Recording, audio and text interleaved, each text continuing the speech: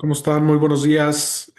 Pues hoy un día lleno de datos de crecimiento en diferentes regiones del mundo. Estamos hablando de Europa, Estados Unidos, México. Todos reportan el crecimiento del Producto Interno Bruto. Vamos a revisar un poquito qué es lo que está sucediendo con estos reportes. Vamos a revisarlos y también vamos a ver un poquito de dónde viene este crecimiento.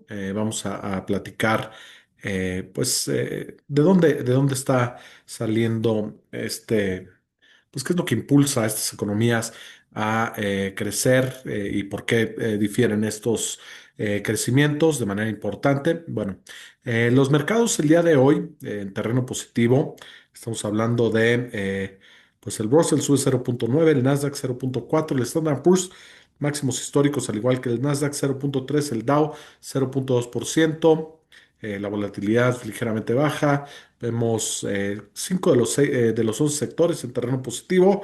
El que más cae es energía, de la mano con una caída en el gas natural de 3.6%. Sigue fortaleciéndose el dólar contra las demás monedas. No es la excepción de México. Vemos la libra cayendo 0.5%, el euro 0.6%, también el peso pierde terreno contra el dólar el día de hoy, ahorita lo vamos a ver. En México los mercados vuelven a caer, ya van, pues sí, algunos 2, 3 días, 3 días al menos que los mercados en México están cayendo, caen 0.4%. Y bueno, vamos a hablar un poquito de los datos económicos que nos están dando algo de información. Bueno, les decía que el día de hoy reporta Europa, reporta Estados Unidos y México. Dentro de los reportes en Europa, lo que estamos viendo es la caída, bueno, la caída de Alemania. Estamos viendo que se contrae la economía en 0.1% en este trimestre, al igual que Italia también sufre una contracción de 0.1% en este trimestre. Ambos países habían crecido lo mismo en el trimestre anterior, 0.3%. A nivel la Unión Europea, lo que vemos es que pues crece, pero muy, muy ligeramente. Estamos viendo apenas un crecimiento de 0.1%. No es un buen dato para Europa.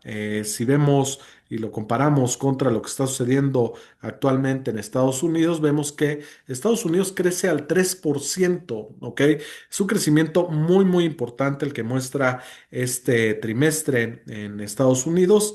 Vamos a ver en dónde están los detalles de este crecimiento, porque lo hemos platicado y lo platicamos en el trimestre pasado, donde había sufrido una contracción de 0.5%, específicamente en la balanza comercial. Y bueno, vamos a revisar por qué está creciendo 3%. En México, el PIB crece más de lo estimado, pero de todos modos un crecimiento bastante ligero, estamos hablando de 0.7%. Es mejor a lo estimado, mejor al trimestre pasado, pero de todos modos estamos viendo pues que claramente hay una diferencia entre el crecimiento de Estados Unidos y el crecimiento de México, a pesar de que pues somos vecinos, estamos creciendo mucho menos de lo que nuestros vecinos del norte, así es que vamos a ver dónde viene este crecimiento. Buenas noticias el día de hoy para el empleo en Estados Unidos. Sale el dato de ADP. Mañana sale el dato oficial, no, el pasado mañana sale el dato oficial del gobierno de Estados Unidos, pero lo que nos dice esta agencia es que Estados Unidos creció o generó muchísimos nuevos empleos, muchísimos más de los que se generaron el mes pasado, y además también lo que vemos es que se generan más de lo esperado. Este dato, lo hemos platicado, ha roto mucha correlación con el dato oficial. Y bueno, vamos a ver un poquito más. También hay datos al rato, estaremos viendo la decisión de la Fed. A pesar de las presiones de Donald Trump a Jerome Powell para que reduzca pues sí, la tasa de referencia, no es así lo que están viendo los mercados. Los mercados esperan que se mantengan y creo que tienen un punto. Si vemos que Estados Unidos creció al 3% y vemos que repuntó la inflación en el último mes, no habría necesidad de que no debería haber necesidad de que recorten las tasas de interés. Porque, pues bueno, está creciendo y la inflación está subiendo, así es que vamos a ver qué es lo que sucede. Por otro lado, también datos interesantes pues en la parte de las casas, se contraen las ventas de casas, bueno, los pending home sales, 0,8%. Estamos viendo algo de debilidad en el sector inmobiliario en Estados Unidos, tanto los building permits como housing starts, y en este caso las ventas de nuevas casas también, y los pending home sales también el día de hoy muestran algo de debilidad. Año a año se ha contraído 2,8%. Y bueno, no son buenas noticias para el sector inmobiliario, aunque la economía está creciendo.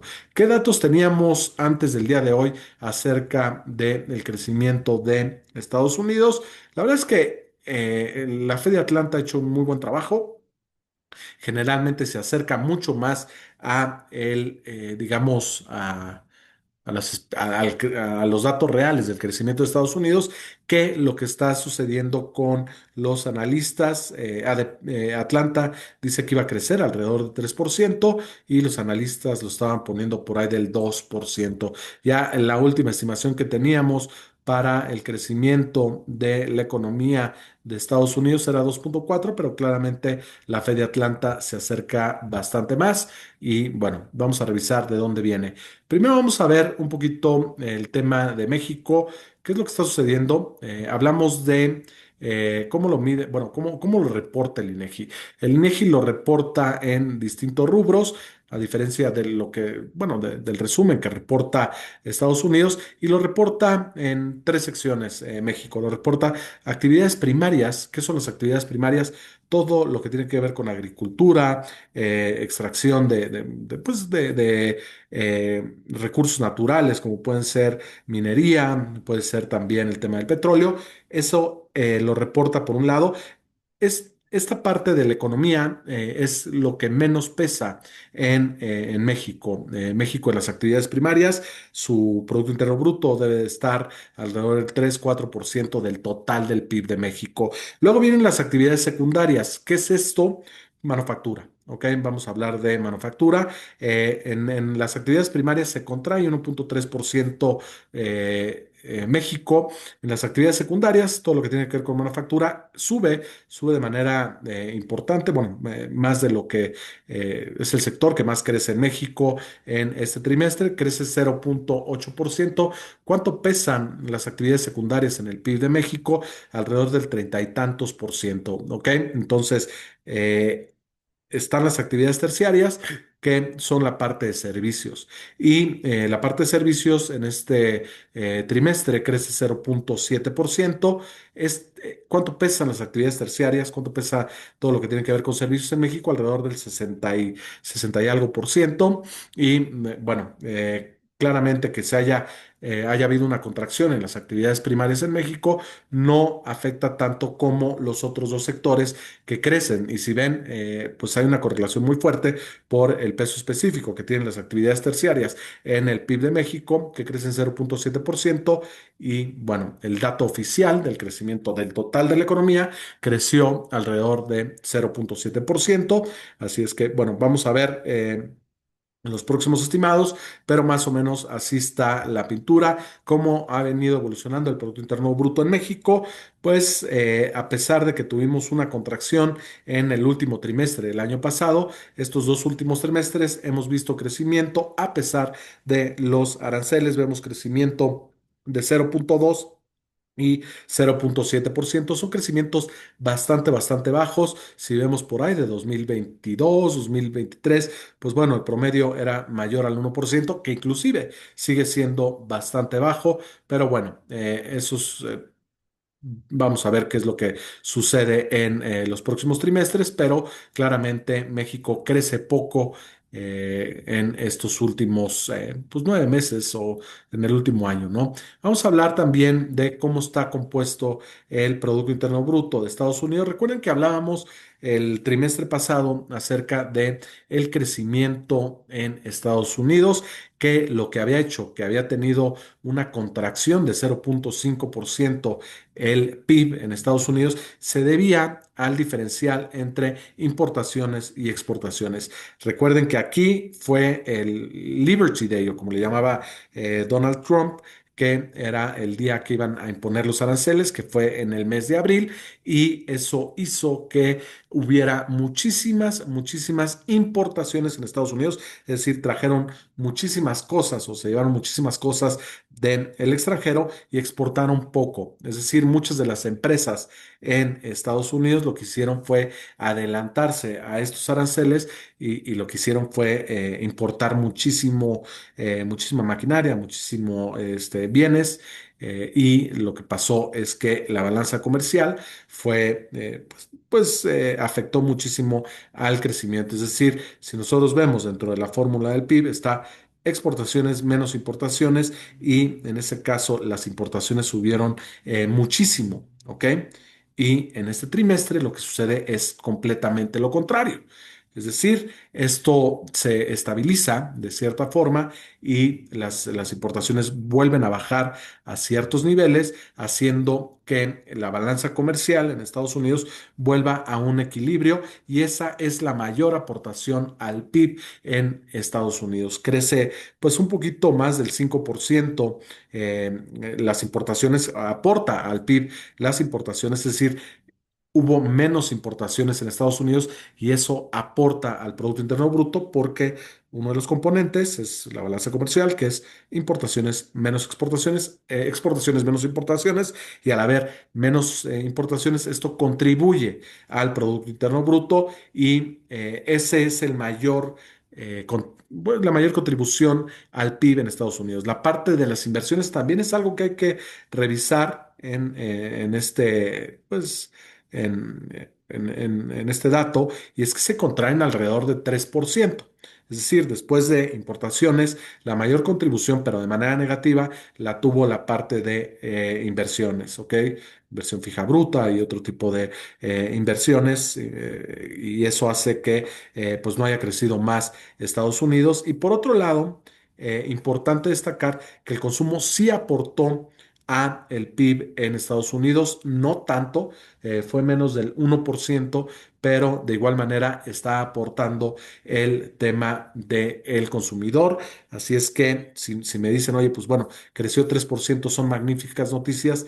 Yo creo que lo que está sucediendo, o bueno, lo que está sucediendo claramente es que el trimestre anterior hubo un fenómeno que fue el tema de todo lo que compró Estados Unidos, la gente, las industrias y todo esto hizo que el trimestre cayera. Ahora le podríamos decir que hizo un catch-up, es decir, disminuyeron las importaciones y esto hace que vuelva a la normalidad. ¿Qué pasa si normalizáramos este tipo? Pues bueno, este rubro, claramente el crecimiento sería mucho menor, ¿ok? Mucho menor crecimiento en Estados Unidos, es decir, como que tomaron prestado del trimestre pasado y lo están pagando en este, y eso hace que Estados Unidos crezca alrededor de 3%, pero si vemos sobre todo el tema del consumo, no está contribuyendo tanto, el tema de las inversiones tampoco contribuye, bueno, el tema de las inversiones está quitándole crecimiento al Producto Interno Bruto y las importaciones pues son las que están contribuyendo la mayor parte para este dato. Entonces, no sé qué esperar en los próximos meses. Obviamente, para el gobierno de Estados Unidos es un dato muy interesante, hablando de un crecimiento de 3%. Hay que ver por qué crece 3% y es porque en el trimestre pasado creció menos 0,5% y bueno, si nosotros, digamos, hiciéramos una regresión por acá, probablemente estaría creciendo alrededor del un poquito más del 1%, excluyendo el tema de la balanza comercial. Pero bueno, esos son los datos. Vamos a hablar también del tipo de cambio. El tipo de cambio vuelve a subir. Esto, como lo habíamos mencionado al inicio de lo que estábamos platicando el día de hoy, y es que sube debido a el acuerdo entre Europa y Estados Unidos y el dólar se está fortaleciendo contra las demás monedas por un tema de flujos, ¿no? Se esperan mayores flujos en Estados Unidos durante los próximos meses a medida que empieza a cerrar estos acuerdos comerciales. Por aquí veo algunas preguntas. Pregunta, ¿cómo sacas el rendimiento de tu portafolio? Tengo 4.5. Ok, el rendimiento del portafolio hay dos maneras de sacarlo, mi querido Gus.